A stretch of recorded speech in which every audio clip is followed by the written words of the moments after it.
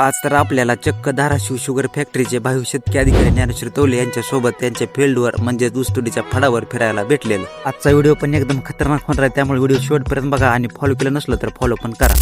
राम राम मंडळी, मी आकाश तवले. माऊली सर म्हणलं चल तुला माझं काम तरी दाखवतो. मग काय नेलं ऊसाच्या फडावर आणि इकडून तिकडून नुसतं फिरवलं आणि पायाचा बुक्का पाडून टाकल्या. आता भावी शेतकरी अधिकाऱ्यांना म्हणलं तुम्ही ऊसाच्या फडावर तर लई फिरवलंय, आता बुक लागली तेवढं आता आम्हाला घराकडे नेऊन सोडा.